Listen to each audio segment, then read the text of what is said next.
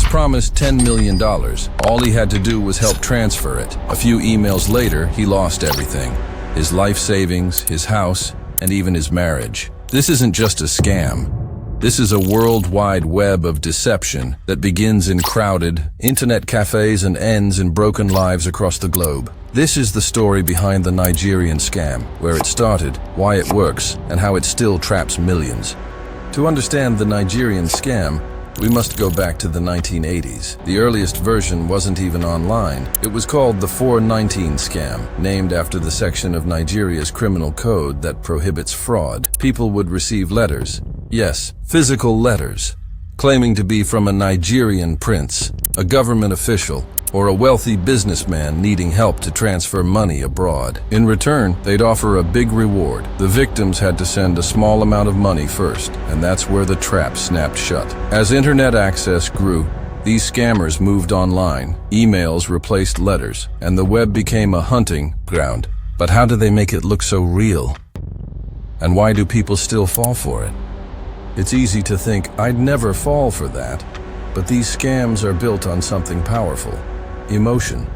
Scammers study their victims. They find out what you want, love, money, security, and then they offer it. Just a little out of reach. It's not just greed, it's hope. In one case, a 65-year-old woman in Texas believed she was helping a U.S. soldier trapped overseas. She sent him over $200,000, her entire retirement.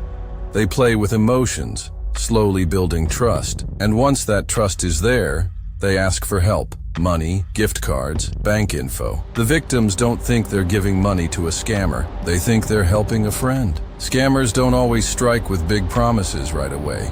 Many start small, just a casual conversation, a compliment on social media, a message that feels innocent.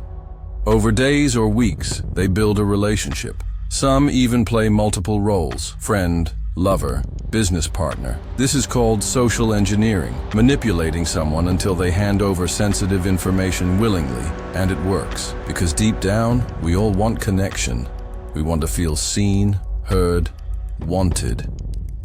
In 2023 alone, Americans lost over $1.1 billion to romance and phishing scams, many of which traced back to West African networks. So, who are these scammers behind the screen? The face of a scammer isn't always what you expect. Some are young men in Nigeria, driven by poverty, unemployment, and peer pressure. In areas like Lagos or Benin City, entire groups, called Yahoo boys, run these scams like businesses.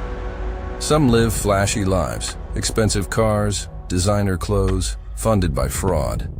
Others are just trying to survive. We interviewed David, a former scammer who got out. He said, if you don't scam, you don't eat. Simple as that. Scammers use scripts, software, and stolen data. Some even take online courses to learn how to manipulate better. Some scammers even turn their crimes into a status symbol. On platforms like Instagram and TikTok, you'll find Yahoo boys flaunting cash, luxury cars, and gold chains. There's even a culture around it: slang, music, fashion. Some artists glorify fraud in their lyrics, calling it hustle. This normalization blurs the line between crime and success for the younger generation. It's organized, it's structured, and it's global. But what happens when they get caught?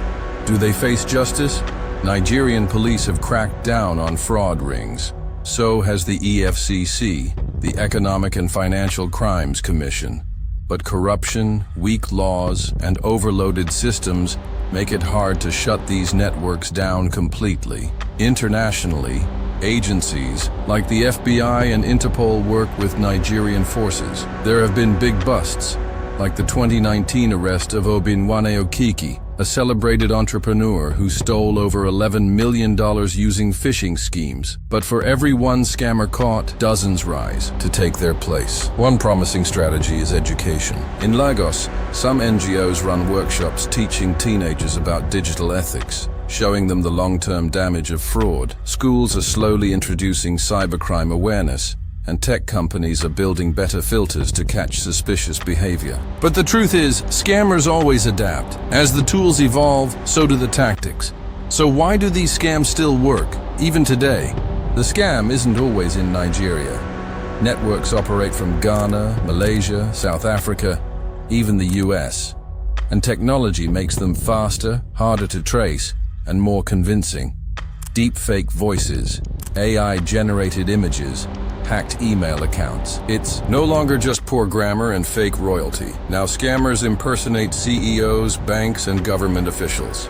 One UK company lost $243,000 after a CEO voice, created by AI, ordered a wire transfer. Cybersecurity experts say the lines are blurring. What used to be a scam by a guy in a cyber cafe is now part of larger criminal organizations that also run human trafficking, drug smuggling, and identity theft. These scams may start with an email, but they end in real-world consequences, and they don't care who you are. Whether you're rich or poor, educated or not, they'll find your weakness. What can we do to protect ourselves? It starts with awareness. If it sounds too good to be true, it is. Never send money to someone you've never met in person. Look out for red flags, urgency, secrecy, and emotional pressure. Always verify through trusted sources. Educate your family, especially elderly relatives. Report suspicious messages.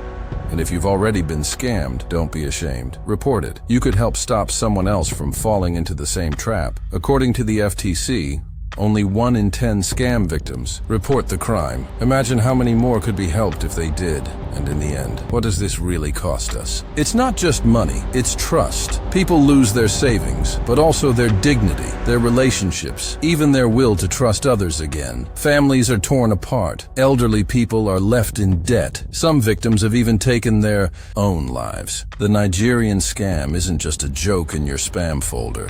It's a silent crime that leaves deep scars. Let's not forget the emotional trauma. Victims often suffer depression, anxiety, and intense shame. One woman in the UK said she couldn't even tell her family she had been scammed. "I felt so stupid," she said. "I couldn't admit it, not even to myself." That's the other crime here. Not just stealing money, but stealing peace of mind. But with awareness, with education, and with action, we can fight back together. Next time you see an email from a Nigerian prince, don't laugh it off. Ask, who's behind this? Who's vulnerable? And what can I do to stop it? Because one day, it might be your friend, your parent, or even you. This isn't just a scam. It's a war for your trust. And knowledge is your best weapon. If this story opened your eyes, please give it a like, share it with someone who needs to hear it, and leave a comment below with your thoughts or experience. The more people know, the fewer fall. Let's break the cycle. Together.